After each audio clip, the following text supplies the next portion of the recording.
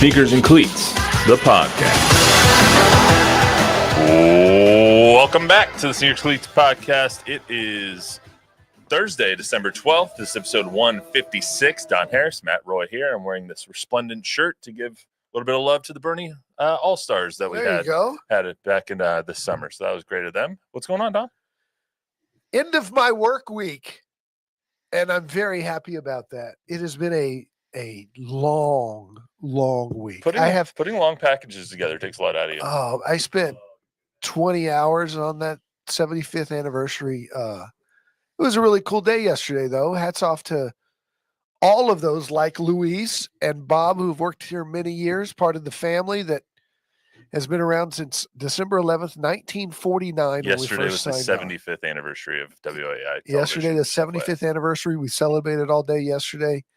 And because I don't know how he was voted to do this, because I guess they said, you're the one who's been here the longest. Said, you're old, you do it. You're old, you remember some of these people.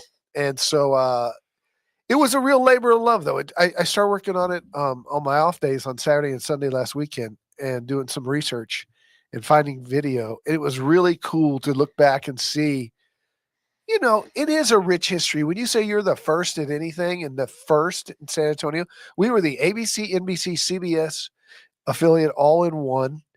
To look back at those early days of television and how they did it. Every show was live. It was music shows and entertainment shows and interview shows, and the commercials were live. People came in and read spots. I didn't know Vern Lundquist was in San Antonio. That was cool to learn from your Vern anchored here in 1966. Love Vern. Hey, we'll throw your what you did in the show notes so people can watch if they want. Okay, yeah. There's a cool little story. It's about 4 minutes long on the history of the station, and if I do say so myself, it's interesting. I thought it was good. I learned a lot. Yeah, absolutely. Always learn a lot from those kinds of pieces. But those they're so labor intensive sometimes, and so it takes a long time to put it together, especially when you care about something. You put a lot of time into it, and so it's like after it's done, you're like, huh. So people don't understand, I don't think, some of how to make the sausage stuff that we do, but in a story like that, where you have, I don't know, I want to say hundreds, but at least 100 of these images from old video and newspapers you have to resize them, and you have to resize every little clip as you're editing it. And there are little bitty things on the timeline. And so you're sitting there staring into a computer for 12 hours at a time. Yeah. And plus, when you're doing it, like after a 6-minute piece takes 24 hours to edit. Like it's a long time to edit. So anyway, we are got a lot of Spurs to talk about today. Got a lot of Cowboys to talk about today. Shout out Tom Guerrero. For those who, we're waiting for he'll get on there eventually. Want to remind everyone to subscribe to the YouTube channel, News 4, Fox SA. That's where you'll see pieces like Don's, like mine, and whatnot. Plus, you'll get to see this podcast every Monday and Thursday, and download, rate, review the podcast version of the podcast, audio version, wherever you get your podcasts. I do mine on Apple, but that's just me. Spurs talk today. We got the number one high school player in the nation says he thinks he'd be a great fit here in San Antonio with Victor Wembanyama. So we'll talk about that. Plus, Chris Paul sat down with Tony Parker in something that I thought was a really cool interview. It's about a 22-minute interview that Chris Paul and Tony Parker did in the Spurs facility.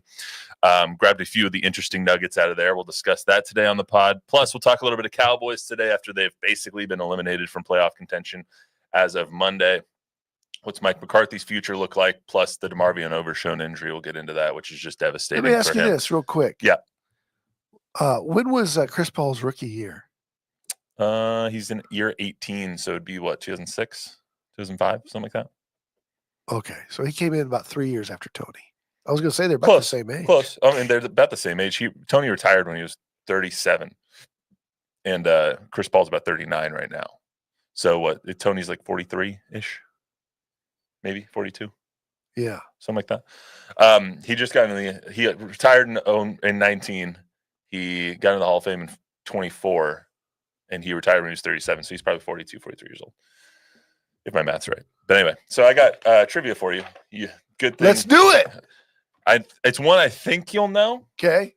But we'll see. Shoot. The Spurs' big three Tony, and Manu hold the record for the most wins by a trio in NBA history. Correct. How many wins do they have? And this is just them on the court together in the same game. Like this isn't over the course of the dynasty. How many wins do they have? Because they have so many 50-win seasons in a row. Oh, okay. So this is just how many wins do the three of them have? It is an NBA record. So if Tim Duncan won 50 games a year for 20 years, that's 1,000 games. I'm going to say they won. But they were together for 14 seasons. Okay. I'm going to say they won 763 games. They won 575 games in games that they played together because some didn't play to either. Yeah, especially load management late. If Tim, Tony, or Manu did not play, that does not count towards a lot of games. So, 575 games is a lot. I mean, the same with the recent big three, the Clay, Steph, and Draymond Warriors. They got over 400 games. They're one of 13 teams, 13 trios that has won over 400 games together. It is worth noting every so often, because we took it for granted so much. It is worth noting every so often, that Tim Duncan is the winningest regular season player of all time. He's the winningest playoff player of all time. People like to, Bill Russell won 11 championships. Tim Duncan won 2/3 more playoff games than Bill Russell. There was also a lot more rounds of the playoffs. That's correct. So that's correct. Take it for what it's worth. That's what I'm trying to say, is that it was so much easier to win a championship when you were Bill Russell.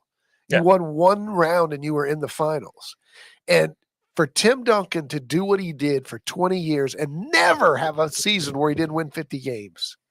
Think about that. I love Don getting on his Tim Duncan soapbox. He's so great. If Tim Duncan had played in Boston or in New York City instead of San Antonio and done the exact same thing, it would be argued between him, Jordan, and LeBron. He would be number one. He would be in that conversation. But because he played in San Antonio, some of these morons. That's true.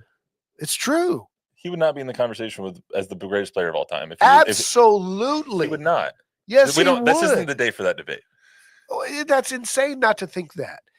It's Tim Duncan's not a greater player than LeBron is. I'm not saying that he is. I'm saying he'd be in the conversation. It would be a quick conversation. No, it wouldn't. No, that's not true. It's not true. He stands right next to LeBron. He's not a greater player than LeBron James in the history of the NBA. I agree with that statement. But I'm saying is, no idiot would put Larry Bird ahead of him on a list. Do you want me to compare the rest of That's fair enough. That's fair. Okay.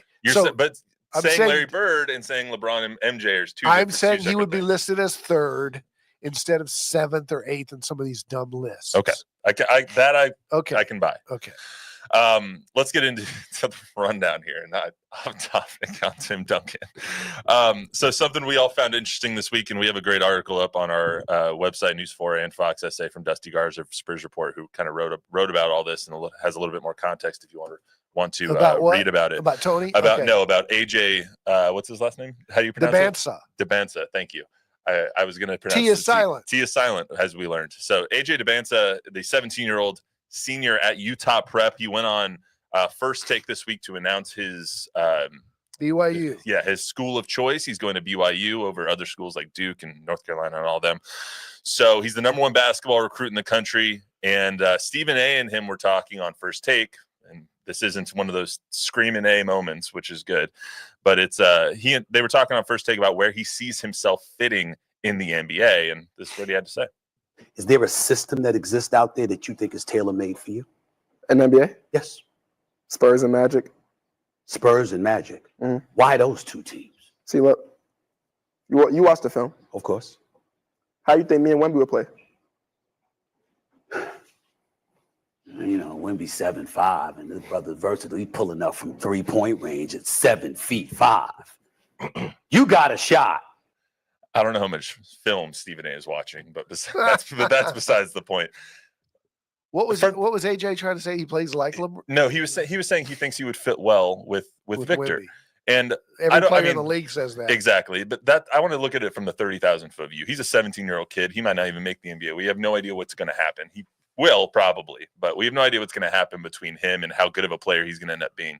But from the 30,000-foot view, this is yet another name we can add to the list of players who reference Victor as someone who they want to play with. Of course. And that says to me that it's less now about the book was out on San Antonio for a long time. The free agents don't want to come here. Rookies don't want to come here, blah, blah, blah, blah, blah. I think that's changing now, and players want to play with the players and not so much for the city that they're in. You know what I mean? I think they want those teammates. They want to play with the great ones.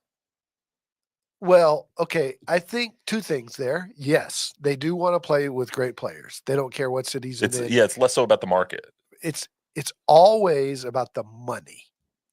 And I don't think that – I think there was a misnomer that teams didn't want – that free agents didn't want to play in San Antonio because it was a small market or whatever. It's always about the money. When the Spurs had money to go after LaMarcus Aldridge in free agency or Richard Jefferson in free agency, they always got the guy they wanted. The Spurs never had a lot of money in free agency, and that's why guys didn't want to come here. But you notice that the guys did come here that didn't require a lot of money. The Tracy McGrady's of the world at the end of their careers. There was 5 or 6 of instances like that where there were guys that wanted to come try to win a championship when it didn't require money. But the Spurs, because they were paying Tim, Tony, and Manu, never had the max to offer free agents. But that's different in this kind of scenario because right now, one, they're not paying a bunch of people. And two, you're not coming to this version of the Spurs to win a championship. You went to those versions of the Spurs to try and get carried to one. Correct. So that's a little bit different now too. Yeah, and I think guys see the future. They're not winning championships right now, but they're going to. Right. I mean, at least they'll be in contention, For sure. we think, for them. Yeah. But I just thought it was interesting that a guy who has never set foot in the NBA, hasn't even set foot in college yet, is thinking about that far ahead. Who do I want to play for? Who do I hope maybe has that number 1 pick in 2026 after this Cooper Flag draft, the next season after that? Who am I hoping that it's not going to be the Spurs unless it's somebody else's pick. It would have to be someone else's pick. So, well, it's just like this year. They're not going to have the first pick this year unless it's Atlanta. And Atlanta's playing pretty well, actually. Yeah, well, yeah. Did you see the ticket prices for the Emirates Cup dropping like rocks after they made the finals? Didn't see it. It's so funny. Are they in the championship game? I think they're in the championship game with the Rockets. So the Rockets are good. The game they won last night was BS, but yeah, they are good. So the Warriors are good now too. Yeah. Spurs. This version of the Spurs. I'm trying to think when Duncan was young, it was Utah, and then it was Dallas and the Lakers. This version of the Spurs is going to have Western Conference landmines in order to get to be a championship team because Houston and Oklahoma City, and there's others. There's still Denver and whoever else, but there's some really good young teams in the West. What I really found interesting about that is it's stuff that we talked about in the summer is that players are going to want to play with Victor in that even now as the free agent contracts, you can now be traded if you signed a free agent contract on December 15th, I think. And then like people like Lauri Markkanen can start to be traded in January, early February. People like that are going to be like, you know what? I'm cool with going to the Spurs. Sure. It's not the Lakers and the Knicks and the Miamis and all those guys of the world anymore. 100. That stuff doesn't matter because they want to play with Victor. So I just thought that part kind of interesting. Let's get to the Chris Paul sit down because that's also interesting. So just real quick, yeah. Johnny Garcia was asking, since we were talking about championships, and all Johnny, he wanted to know how many years you guys think the Spurs are away from number 6. At least 3. Yeah, I would agree with that. It's going to be a climb. I would say from winning number 6, at least 3. From getting to where we're talking about them going to the finals and maybe a conference championship and kind of. You never know. I would say maybe 2 years from that, but 3 years from actually having expectation of a title. LeBron won in year 7. Michael won in year 7. Tim won in year 2. Tim was set up for success, though. Absolutely. What year was LeBron? 7. What year was Tim? 2. Okay. Yeah. Tim had better teammates. LeBron went to 9 straight finals. So yeah, in the awful Eastern Conference. I mean, with my Miami Heat. So. Yeah. He had to go to a different team. Is that what he had to do? Yeah, he had to team up with the other guys. All right, Cleveland, calm down. He had to team up. Cleveland Bob over here. So let's get to the sit down that Chris Paul had with Tony Parker. So the Spurs social media team's actually been doing a really good job. Not that it's a Shout surprise, out but Taylor Hare. but they've been doing a really good job this season. They did that great tribute for CP3. They've done a lot of really cool things this year. Another thing they did was they sat Tony Parker and CP3 down at the Spurs facility and kind of did let Tony and him just have a conversation. They probably had some talking points and whatnot, but they just talked about their careers together and everything that they've gone through together, how they used to play rock band in between playoff games at Tony's house and at CP3's house. It was really, really interesting. A couple of the things that I talked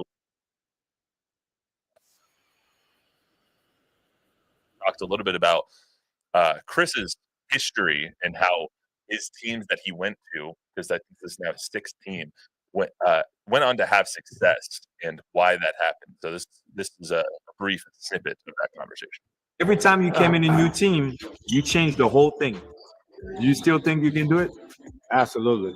Absolutely. First and foremost, I don't think it's just like a me thing, but it's more so when I got here and saw the guys. I mean this when I say that it's such a great group of guys and guys that love to hoop. You know what I mean? I think they just need a little bit of structure. You know what I mean? Not saying they didn't have that, but, you know, it's certain things that only, like, players know, right? What was it like for you when you came in? For me, it's funny because when I came in, I was 19. It was only guys over 40 years old in the team. He did come on to an old team. But Tim Duncan didn't talk to him the whole first season.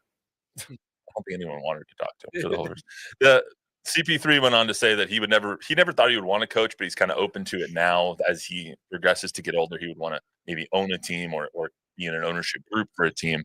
But I thought he also said he only wanted to play 1 or 2 more years. But I thought it was interesting, those structure comments that CP3 made, because that's one thing that I think all of us were saying last year and the year before that, is that this team is good and they have young, hungry talent, but they don't know how to play basketball. You know what I mean? Like, they don't know the structure of the game. They don't know that coaching thing. So even he referenced it. They just needed players to teach them how to play in the NBA. Yeah, and I mean, this is interesting, right? Because you're talking about an organization, a team that is the best organized and the greatest coach in the history of the game. So what Chris Paul's saying is, even with great coaching, there are decisions made on the court that only players can make. I counted 6 games. The Spurs are 12-12. They've won 12. I counted 6 games that I would look back at and say they could have easily lost those games had it not been for Chris Paul. And would have. It might be 6-18 right now instead of 12-12. He's given them that much. And you know what's interesting? And I asked Wimby about this yesterday and Steph. When Chris Paul got that award after the thing, and they gave him Yeah, the giant poster frame, thing, all the people, really cool. Paul in his acceptance speech in front of the team twice referred to, I know I can be a lot. Because he whips everybody's you know what. It's why he couldn't get along with James Harden and Russell Westbrook.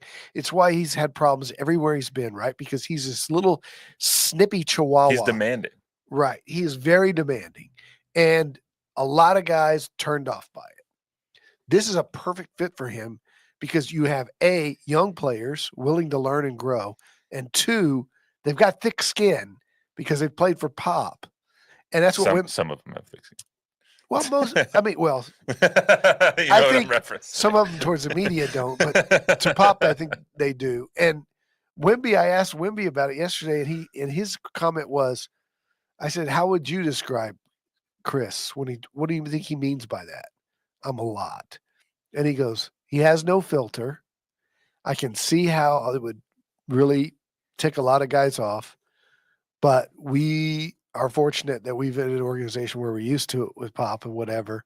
And the other thing is he's up front and does it to your face. He doesn't talk behind guys' backs in the locker room. He says if he has a problem with you on the court in the moment, he's going to say it to you in your face on the court in the moment.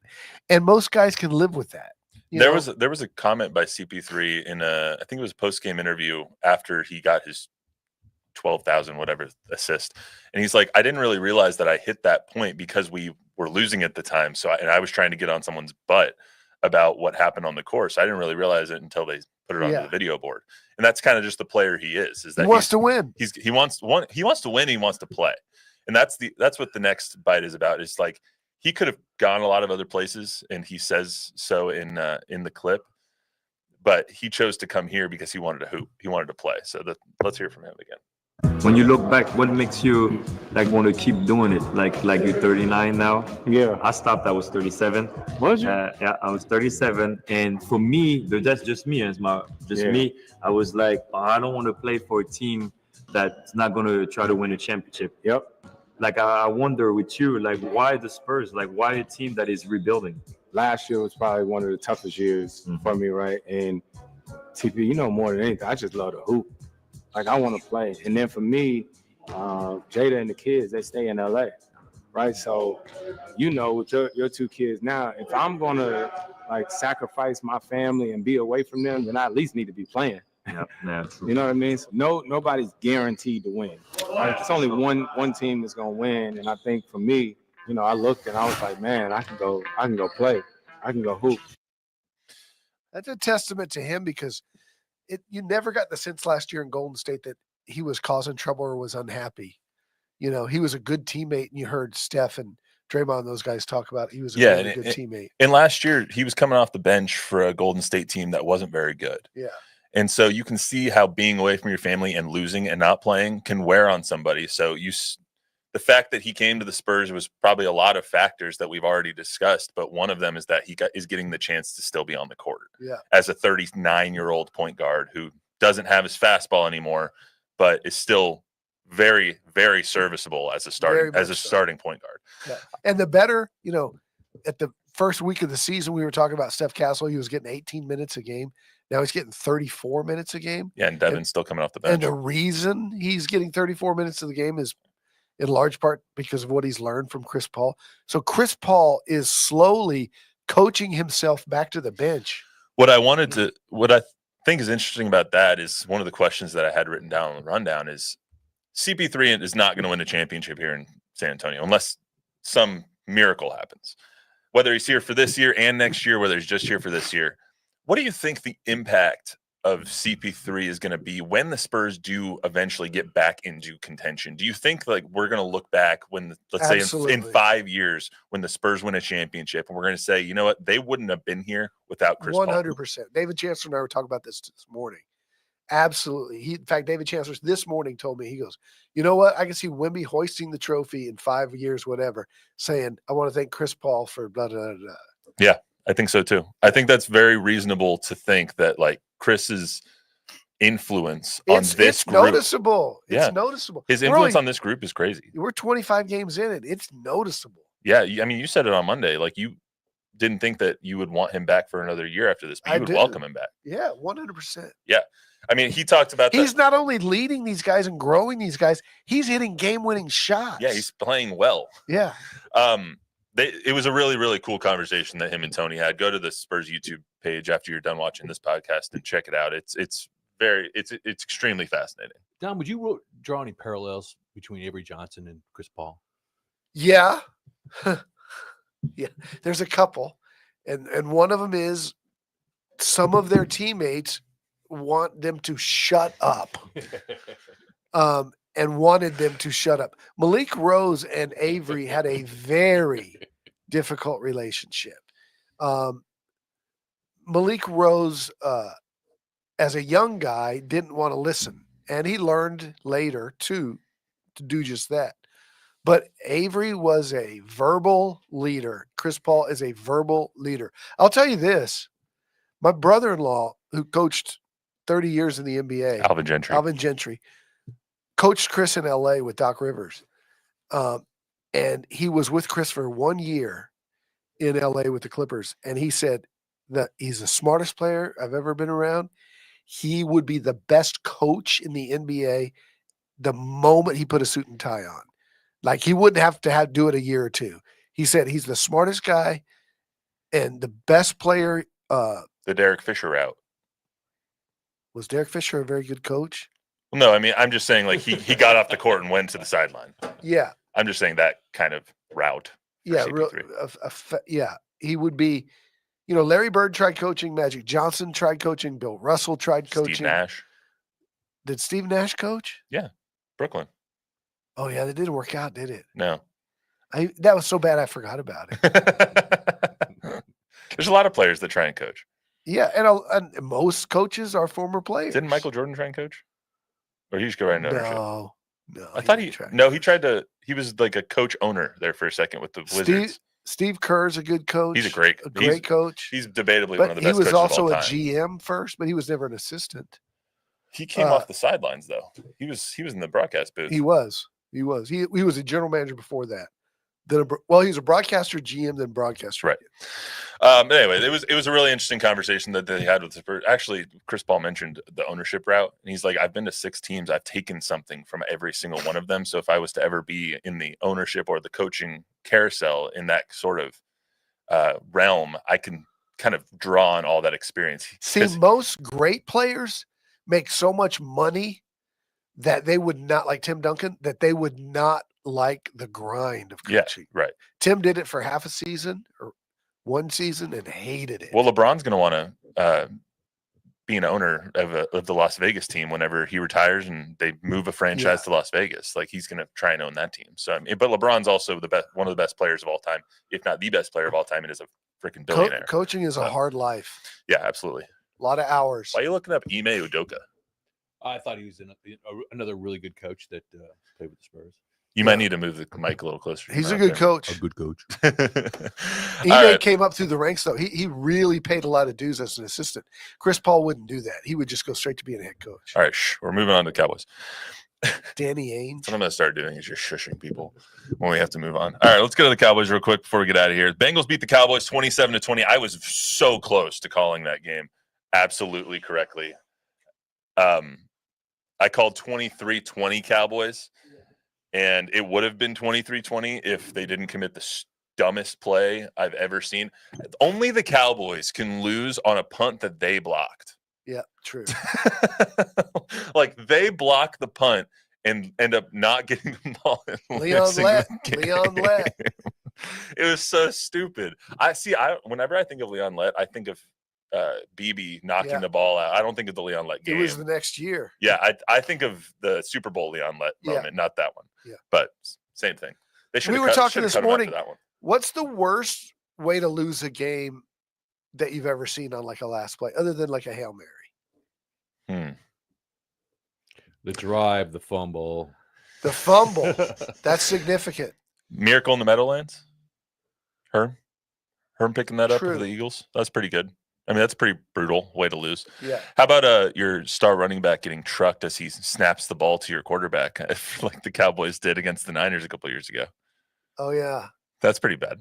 So the Miracle on the Meadowlands is the closest thing I can think of to it in the NFL, but this is a true story. I was anchoring the weekends here years and years ago, late 90s, mid to late 90s, and Baylor had hired a new head coach, Kevin Steele, who's been a longtime defensive coordinator all over the NFL. He was their head coach at Baylor.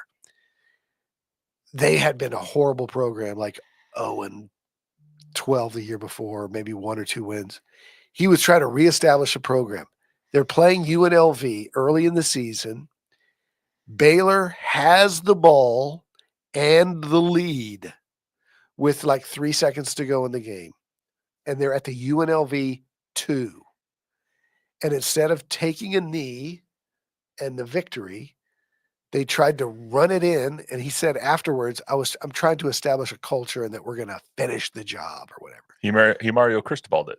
The guy fumbles 5 yards deep into the end zone. At about the 1, it came out.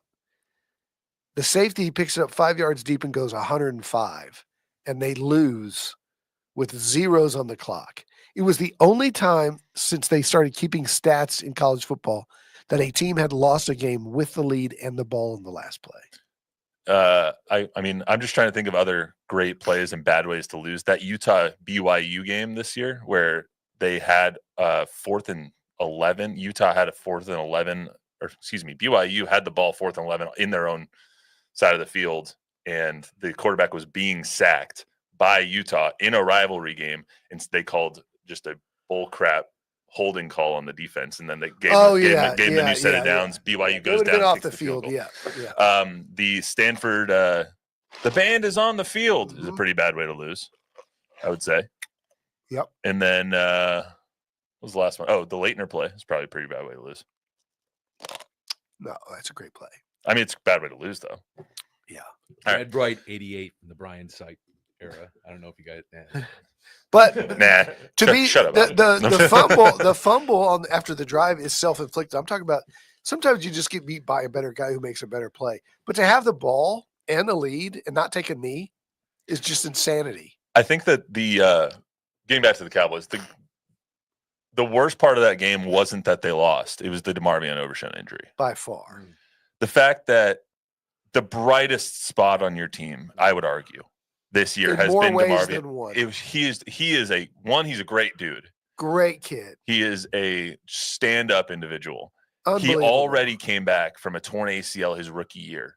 And now he not only tears his ACL in his other knee, but his PCL and his MCL, and has to have a major knee reconstruction because of this, a game that he I'm was sick for playing. the kid. Like, it's devastating. You could see the look on all of the players' faces when it happened. The fact that they didn't cart him off and he walked or Do was yourself a helped off favor the and, field.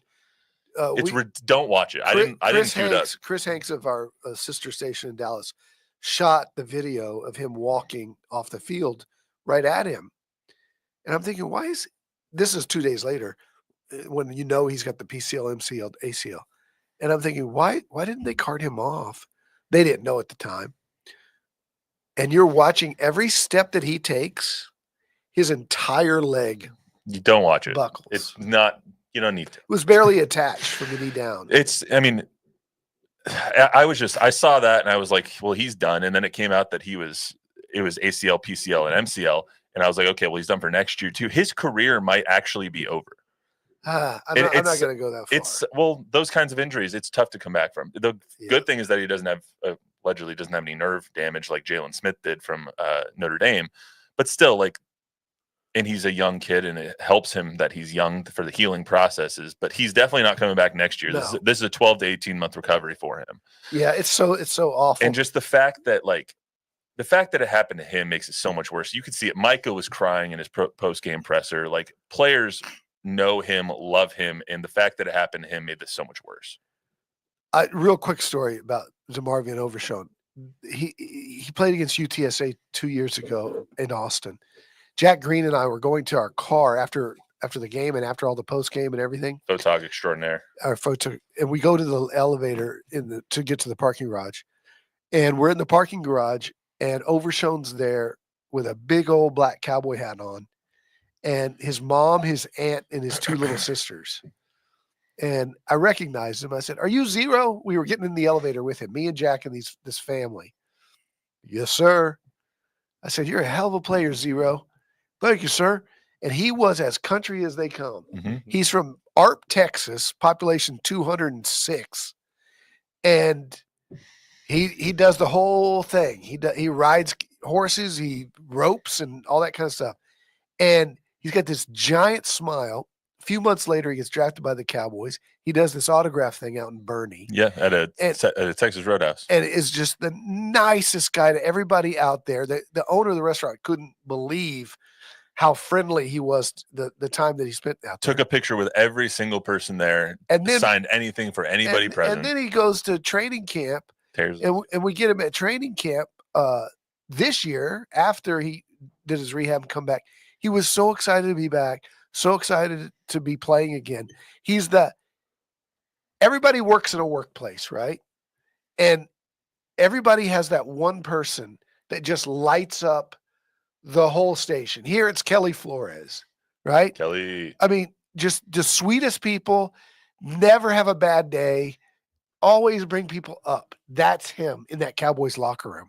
So that it's just such a kick in the gut because of who it is. Yeah, absolutely. And and he's a great player. Yeah, and that was my even not even considering on the field, he's been phenomenal on the field this year. He's one of the fastest linebackers I've ever seen, closing in on somebody, closing in on a ball carrier, making phenomenal plays. You just remember that play that he made against the Giants, tipping it up and catching it and taking it taking it to the house. He's ridiculous. Yeah. But it's just like who it is made it so much worse. Yeah.